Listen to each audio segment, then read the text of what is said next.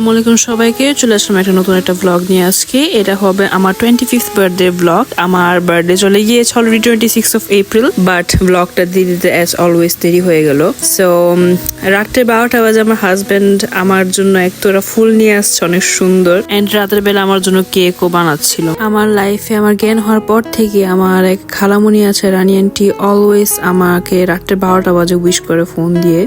তো ওই সময় আমার হাজবেন্ড আমার জন্য ফুল আনছে, আবার খালামুনিও উইশ করতেছিলাম। এখন অফিসিয়ালি আমার বার্থডে শুরু হয়ে গেছে। এখন সকাল 4টা বাজে অ্যান্ড আমি আমার ম্যাডামকে নিয়ে কোলে বসে আছি। ম্যাডাম এখনো ঘুমাইছে না, এই সজাগ হয় এই ঘুম হয়।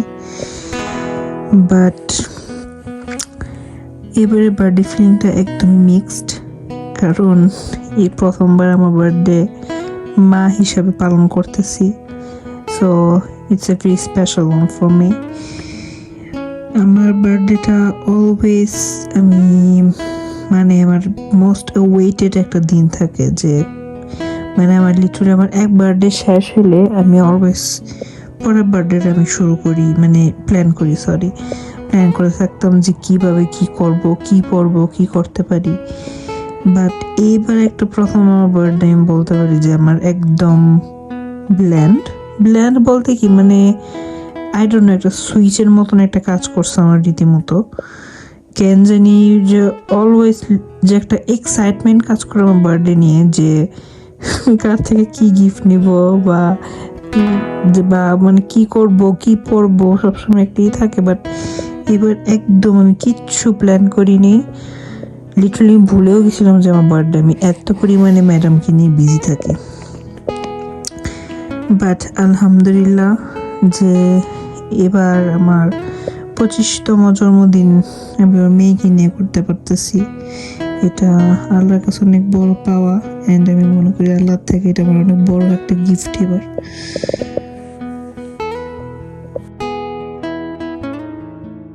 এটা আমার হাজবেন্ডের তরফ থেকে আমার জন্য গিফট ছিল। এটা ডাইসনের ডিউপ, বাট আমি এখনো প্র্যাকটিস করতে হবে আর কি, এটা নিয়ে আমি এখনো ওইভাবে ইউজ করতে পারতেছি না।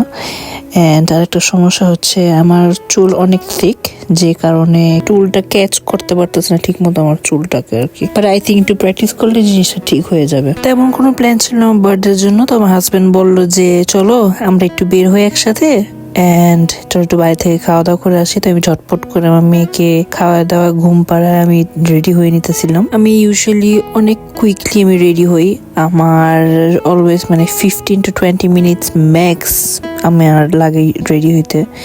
বাট আনফর্চুনেটলি এখন মেয়ে হওয়ার পর থেকে আমার 3 ঘন্টা আগে থেকে আমার সবকিছু প্রিপারেশন নিতে হয়, কারণ ওকে খাওয়াইতে হয়, ঘুম পাড়াইতে হয়, এর মাঝখানে আমি রেডি হই, বা এর মাঝখানে দেখা যায় ও আবার উঠে যায়, ওর জন্য কিছু না কিছু একটা করতে হয়। So it's a different stage of my life, but I am trying to enjoy it, কারণ দেখা যাবে একটা সময় এই সময়টাকে মেবি অনেক মিস করব। সো আমি তাড়াতাড়ি করে রেডি হয়ে গেলাম, একদম 10 মিনিটে যা পারছি করছি, কোন রকম একটা ড্রেস পরছি। তো হাইট কিছু নেই, আমরা প্ল্যান করছি আমি, আমার হাজবেন্ড আর আমাদের ফুটলিকে নিয়ে একটু বাইরে খেতে যাব। এখনো শিওর না কোথায় যাবো, যেহেতু এখানে অনেক রেস্টুরেন্ট আছে, সো ওইখানে গিয়ে আর কি ডিসাইড করবো। সো দেখি, অ্যান্ড এই তো এবার কোনো এক্সাইটমেন্ট নেই আসলে, কেন জানি। তো আলহামদুলিল্লাহ যাই হইতেছে। পাপা কতক্ষণ আগে আমার জন্য ফুল আনছে, এটা ক্লিপ নিয়েছি, এটা দেখাই দিব এক্ষুনি। সো এই আর কি, তো চলুন।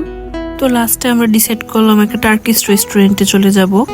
ওইটা আমাদের বাসার একদম কাছাকাছি ছিল বলতে গেলে, আই থিঙ্ক লাইক 10 মিনিটস ওয়াকে জাস্ট। টার্কিশ রেস্টুরেন্টটা ওভারঅল ভালোই ছিল, খারাপ না। লন্ডন থাকতে আমি প্রায় একটা টার্কিশ রেস্টুরেন্টে যেতাম, নাম ছিল সুলতান। ওই টার্কিশ রেস্টুরেন্টের খাবার একদম কি বলবো, অসাধারণ। তো ওইটার তুলনা করতে গেলে এটা একদমই কিছুই না, বাট ওভারঅল খাদ্য খারাপ না আর কি। আমরা একটা প্ল্যাটার নিয়েছিলাম, এখানে 2 জনের পরিমাণে রাইস, ব্রেড এন্ড মিট দেয়। আই এম সো সরি যদি ভয়েস ওভারটা এবং ভাঙ্গা ভাঙ্গা শোনা যায়, বাট সমস্যা হচ্ছে আমার মেয়েকে নিয়ে আমার এতবার থামতে হয়, দেখা গেছে আমার একটা ভয়েস ওভার দিতে আমার প্রায় 3 দিন 4 দিন লেগে যায়। এখন যেটা বলতেছিলাম, আমাদের প্ল্যাটারটা 2 জনের পরিমাণ মতনই ছিল। আমি আর আমার হাজব্যান্ড একদম সুন্দর মতন খেয়েছি, একদম অ্যাকচুয়ালি লাস্টে অনেক জোরাজোরি করে খেতে হয়েছে।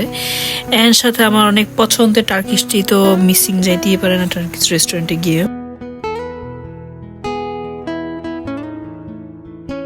এই ফার্স্ট টাইম আমাদের মেয়েকে নিয়ে একটা রেস্টুরেন্ট এক্সপিরিয়েন্স হলো, এন্ড এটা বুঝতে পারলাম সবসময় একটু তাকদার মধ্যে থাকতে হয় যে বেবি ঠিক আছে নাকি, বেবিকে খাওয়াতে হবে নাকি, এক্সেট্রা এক্সেট্রা। যাই হোক, আমাদের খাওয়া দাওয়া শেষ করে আমরা বাসার দিকে চলে গেলাম, এন্ড আমরা তিনজন মিলে আমাদের ফ্যামিলি বিকেলের একটা ন্যাপ হইলো।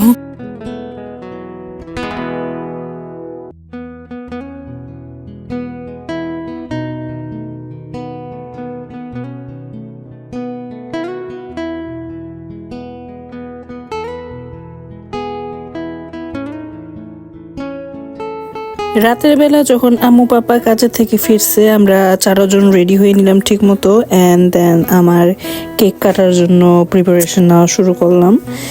তো আলহামদুলিল্লাহ বলতে পারি যে আমার অনেক ভালোই একটা বার্থডে গেছে এবার।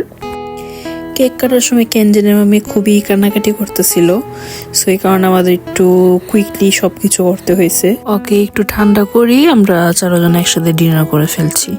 ওই দিন আম্মু আমার জন্মদিন উপলক্ষে বিরিয়ানি রান্না করছিল। অনেক আগে একটা ইউটিউবের থেকে একটা জিনিস শিখেছিলাম। ফর এক্সাম্পল, আমার একটা লিস্ট করতে হবে যে আমি 25 কি জিনিস শিখলাম এই 25 ইয়ার্সে। আমার তো বর্তমানে 25টা শিক্ষা, এখন সবগুলি দেওয়া সম্ভব না, হলে ভিডিও 1 ঘন্টার হয়ে যাবে। বাট আমি একটা জিনিস আমি বলতে পারি, সেটা I think everyone should follow. Be grateful for the little things that you have in your life, because for the others it can mean the world. So এই কথাটা বলে আজকে ভিডিও শেষ করতে চাই। আশা করি এই ভিডিওটা সবার ভালো লেগেছে। So thank you for watching. আল্লাহ হাফেজ।